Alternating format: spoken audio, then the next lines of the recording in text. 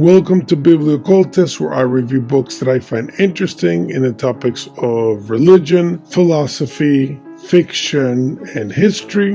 In this episode, I'm going to add another book to the reject shelf. So these are books that I finished, but I just don't consider them to be worthy to be in the book recommendation category. So I will just review them as rejected books. Now, this one will be controversial for a lot of people because it is a very popular novel. And I've seen a lot of people comment on this book, recommend the book, and even categorize it as their favorite book of all time. So I may get some hate for this, but I am still reviewing it. It's just I'm not going to put it in the category of books that I particularly like. It is just my personal opinion, of course.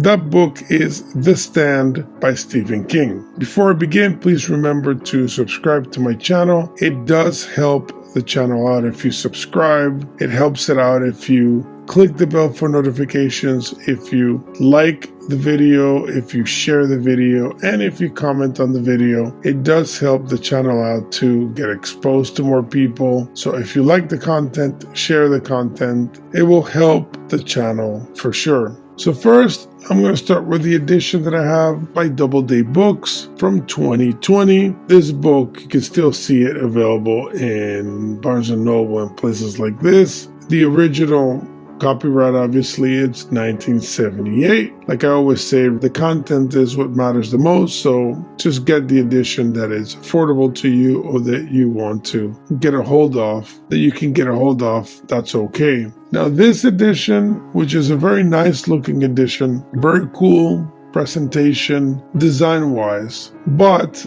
the quality of the printing on the book, and I mean on the external part of the cover with the fake leather and the paint on the cover itself is not great, and you'll see that it has the ink falling away by excessive handling. So if you just read the book, and I'm not an excessively rough handler of books, I'm the opposite. I tend to treat books very softly and with caution. Nonetheless, by just holding the book, the ink starts leaving the cover and it would stain my fingers, and it fades away fairly easily. So if you just buy it and never read it, it's going to look great. But if you're actually a reader, the cover itself gets damaged. The spine paint gets faded away. So it's not a good look, especially because you have black against orange, which makes the damage to the book itself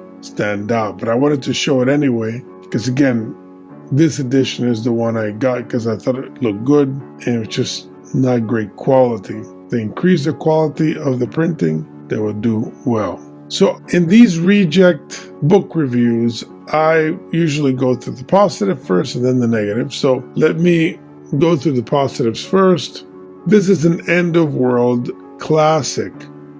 So when it comes to apocalyptic type works, The Stand is very well known. So as a book category, as a genre, this book is indeed a classic, so I finished it for that reason. Even though I did find it tedious to go through for a lot of the reasons I'll describe in the negative portion of the review. The exploration of a worldwide pandemic that brings society to the brink of absolute collapse with no turning back is a very cool element to the story. Remember, this is 1978, and although a lot of pandemic type books have been out there, the typical apocalyptic work tends to focus more on nuclear war and collapse of political institutions. So the fact that this work is using a pandemic makes it also very interesting. Now, another aspect of the work that I think it's a positive is the fact that he does not follow the Joseph Campbell's conception of how most works are structured. Stephen King here is not following that at all. He is playing with his characters in a way that it is, I would say, anti-heroic and counterintuitive in some way. So he is breaking a lot of molds there. So I can imagine reading this in 1978, 1980. It was going to be a lot more impactful because people then were not exposed to so many stories that are quite similar with a lot of these type of characters. So remember, I can only present a perception of a book based on the context in which I read it. So I am aware that if I read it in 1978, my reaction would have been quite different than reading it now. This is not a book I reread, it's the book I read for the first time recently. So again, that does impact the perception of the work, and I can't help that. It is a very ambitious work. It is actually one of his longest novels, and to a lot of people out there, it is the longest novel they have ever read. So very ambitious, and as most writers will know, putting that many words into a piece of paper is not easy. And to make it all jive and be coherent and have a narrative structure that is carried throughout, it's not easy. So as a work itself, as a concept, the work is also very, very ambitious, and there's something to respect on that. The other positive I would say is the texture of the work. The way the narrative is presented and the scope of the environment of the work is very, very effective, to the point in which I still have in my mind the deserts, the gas stations, the empty houses, the small towns. Just the entire texture of the work is very, very good, and it's memorable. Not a lot of writers can do this. So again, that's a positive of the work. I would say that the work has great ideas and concepts. My critique would be that they were not carried through. The novel has some elements that clearly could have been developed into metaphysical explorations, philosophical explorations, political explorations, psychological elaborations, etc. But Stephen King just didn't do it. He teases the reader about these things, but he does not develop them. And I think that's what makes the work, in my opinion, fall into the reject shelf, because by not exploring these things, the work is pretty dull when it comes to deep content. So one thing is to be entertaining, another thing is to present something with meaning. I didn't find a lot of meaning in the work. To me, book 3 is itself a standalone novel, and I would say it's my favorite part. I don't want to give spoilers here, but without spoilers, book 3 should have been its own novel, and I think it would have been sufficient. And it was the most enjoyable part of the entire book, is that section.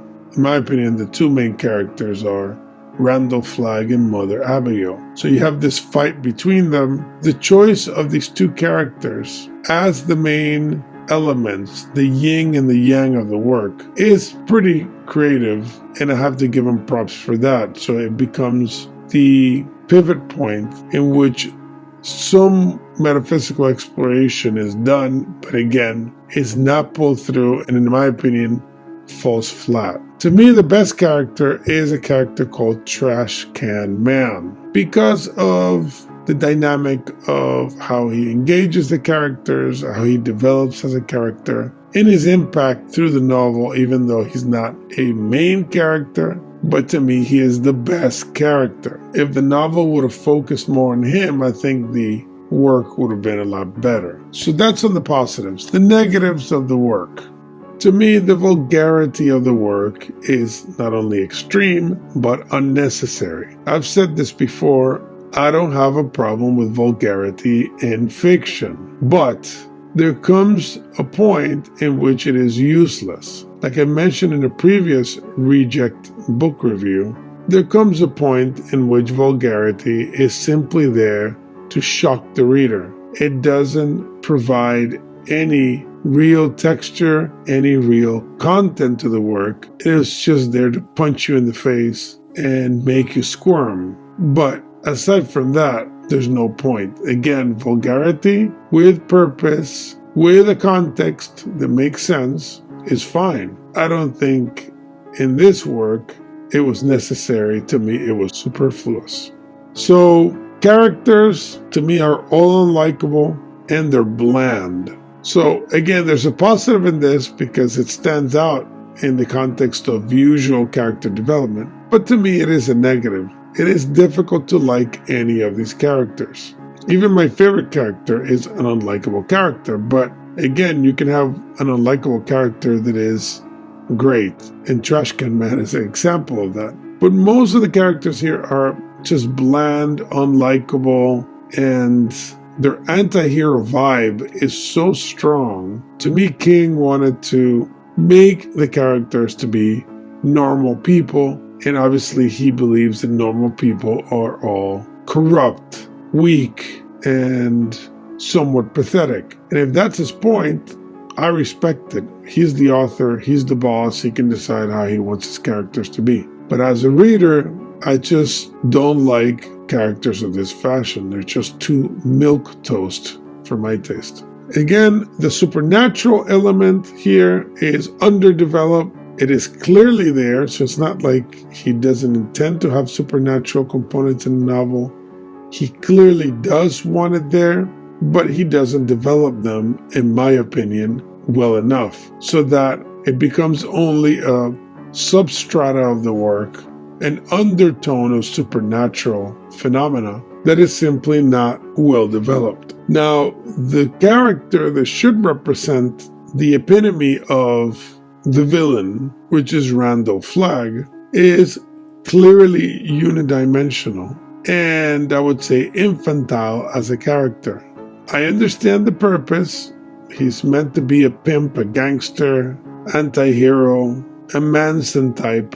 But to me, he just comes out as a pimp and a gangster. So he doesn't allow the character to have a full developed evil to actually envelop the character and make him darker and more mysterious. He is simply some kind of pimp, gangster who happens to be supernatural and turn into different creatures, and I don't want to give a lot, but the point is he is clearly a shape-shifting demon of some kind, but his psychology is clearly one of a low-level hoodlum. I think this could have been done in a way that the evil power that he's supposed to represent would be clear and definite and expanding, but at the end of the day, as you read the novel, you realize that this character has been botched. The narrative also is a problem for me. The work started in a very interesting fashion. He's flipping between people, locations, events, different things that are occurring. That element of the narrative is very, very good. It makes the reading to go smoothly and quickly. But then around the middle of the book, he decides to stay in the free zone, which is a part of the book in which they're in a particular location. Once you read it, you'll know what I'm talking about. And if you have read it, you know what I'm talking about as well. And suddenly it becomes a soap opera about the characters' relationships and their internal dynamics and social dynamics within that region. And the other areas are completely abandoned or ignored. So therefore I'm stuck in the worst part of the story, which is with these particular characters in this particular zone. And to me, that entire part of the book is very boring, soapy.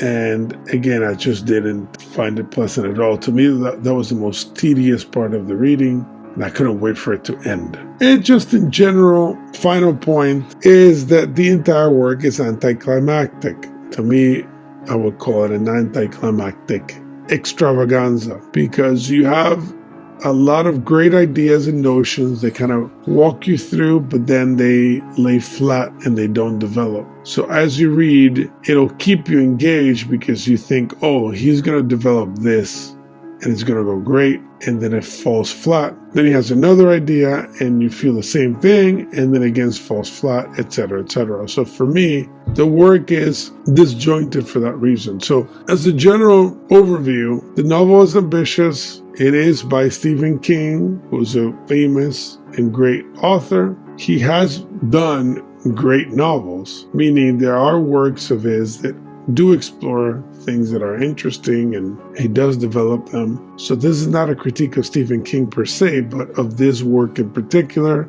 I know a lot of people love it, but I cannot place it in my recommend list. I have to put it in that reject shelf. I was happy when I was done with it because I did find it tedious and disappointing. So I will do reviews of his other works that I do find they're worthy of recommendation, but this one, in my opinion, is not good enough. So hopefully you enjoyed the reject book review. Please remember to subscribe to the channel, click the bell for notifications, like the video, share the video, and comment on the video. It does help the channel out a lot if you do all these things. Thank you for being with me. See you next time.